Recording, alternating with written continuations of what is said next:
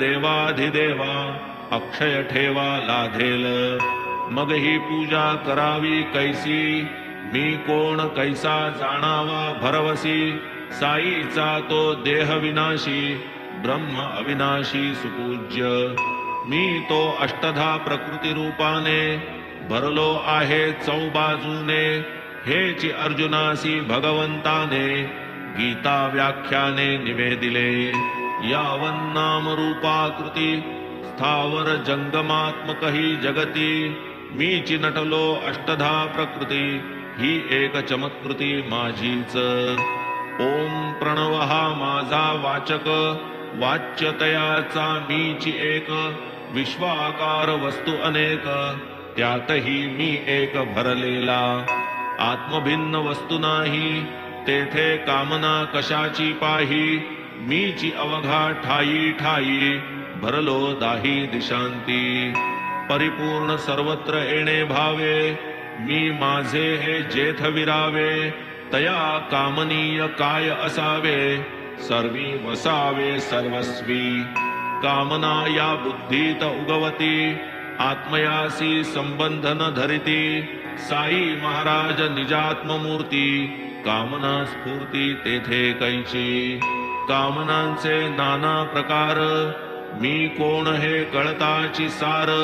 विरोनी जाती जैसी गार रविकर निकर संतप्त. मनबुद्ध्यादि इंद्रिया सकट नव्हे मी स्थूल विराट. नव्हे मी हिरण्यगर्भ अप्रकट साक्षी मी जुनाट अनादी. एवं गुण इंद्रिया परता नाही मज विषय तत्परता. नाही मज वीण ठावरिता करता करविता मी नव्हे. मन बुद्ध्यादि इंद्रिय गण अवघा जड ही जेथे ओळखण. तेथेच विरक्ती प्रकटेल जाण सारील आवरण ज्ञानाचे. स्वरूपाचे जे विस्मरण तेची मायेचे अवतरण.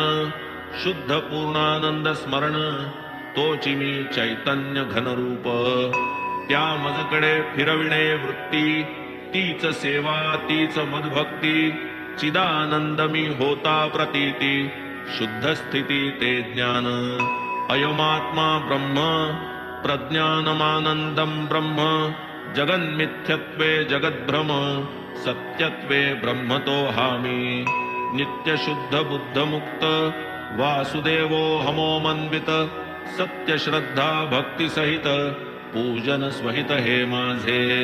ऐसे मी कोणते समजून करावे माझे यथार्थ पूजन.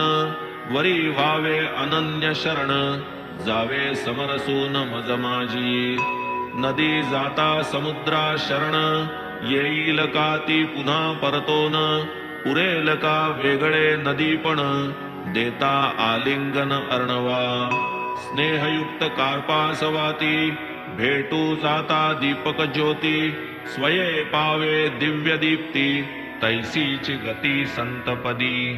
अल्ला मालिक चैतन्य घन यावीण चित्ता नाही चिंतन.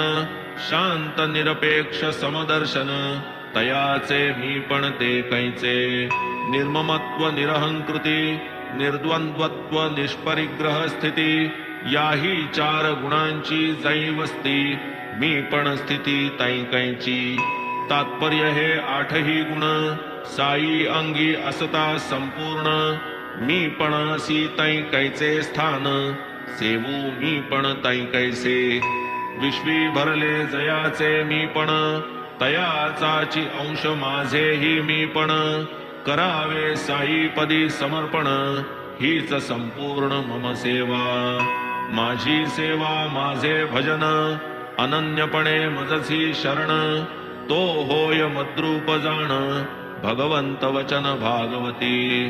कीटकी सही भ्रमर ध्यान तेणे ती लाधे भ्रमरपण. शिष्य ही करिता निज गुरु भजन निज गुरु समान तो होय. समान शब्दे जे वेगळेपण तेही नसाहे गुरु एक क्षण. गुरुत्व नव्हे शिष्यावीण शिष्यत्वा अभिन्न गुरुपण. असो पूजा जयाची आज्ञा पिली तो मी कोण ही व्याख्या केली. पुष्टी करणार्थ गोष्ट आठवली ओघासी आली ती कथितो. शिर्डीसी आला एक रोहिला, तोही बाबांचे गुणासी मोहिला. तेथेची बहुत दिन राहिला, प्रेमे वाहिला बाबांसी. शरीरे पुष्ट जैसा हेला, स्वैरवर्ती न जुमानी कोणाला. फक्त कफनी पाय घोळ अंगाला, येऊन राहिला मशिदीत. दिवस असो वा निशी, मशिदीसी वा चावडीसी. कलमे पढे उंच स्वरेसी, अति आवेशी स्वच्छंद. महाराज शांतीचा पुतळा, ग्रामलोक फार कंटाळला. मध्यरात्री सही त्याचा टकळा, अडथळा सकळा झोपेला. दिवसा खपावे उन्हा तान्हात, शेतात अथवा रानावनात. रात्री ही झोप नाही निवांत, लोक नितांत कदरले. नसेल होत बाबांना ताप, लोकांचे तो मोठे पाप. नाही रात्री सुखाची झोप, आला संताप रोहिल्याचा. इकडे आड तिकडे विहीर, धरावा कोठवरी तो धीर. रात्रंदिनही किरकिर, मोठी फिकीर त्या पडली. रोहिला आधीची माथे फिरू, वरी बाबांचा बळकट धीरू. होता त्याहूनही अनावरू, मग तो थोरू जाहला. चढेल आणि ताठर झाला, लोकांवरी तोंड टाकू लागला. निस्सीम बेफाम उरफाटला, गावही फिरला तयावर. अत्यंत मायाळू साई माऊली, शरणागतासी पाठीसी घाली.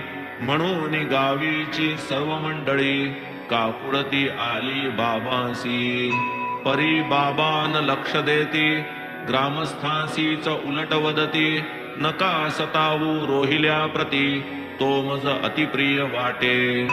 या रोहिल्याची बाईल घरघुशी, नांदून घटे तयापाशी. यावया टोके ती मजपाशी, चुकवोनी त्यासी ते विवशी. नाही रांडेला पडद पोशी, लाज लज्जा लाविली वेशी. हाकूनी बाहेर घालिता ती जसी, बलात्कारेसी घर घुसे. ओरडू थांबे तेची संधी, शिरू पाहे रांड दुर्बुद्धी. तो ओरडता ती पळे त्रिशुद्धी, सुख समृद्धी मजतेने. जावेन कोणी त्याच्या वाटे, ओरडू द्या मुक्त कंठे. तया वीण मज रात्रन कंठे, सौख्य मोठे त्याचेनी. याची ही ओरड येणे परी, आहे मज बहुहितकारी.